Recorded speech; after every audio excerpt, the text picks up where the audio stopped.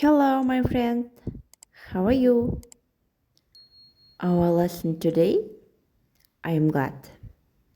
Видеоны толық көрмес бұрын, лайк басып, менің каналыма тіркеліп қойыңыз. I am glad. Мен қуаныштымын. Енді осы сөзге бірнеше сөз тіркестерін жасап, сөйлемдер құрайық. I am glad to see you again. Сені қайта көргеніме қуаныштымын. I am glad to see you again. I am glad to see you again. I am glad to meet you.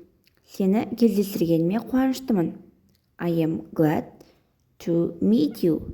Сені кездестіргеніме қуаныштымын. I am glad to hear it. Мұны естігеніме қуаныштымын. I am glad to hear it. Мұны естігеніме қуаныштымын. I am glad to help you. Көмектесе алғаныма қуаныштымын. I am glad to help you. I am glad to help you. Көмектесе алғаныма қуаныштымын. I am glad you are well. I am glad you are well. Сенде бәрі жақсы екеніне қуаныштымын. I am glad you are well. I am glad you are well.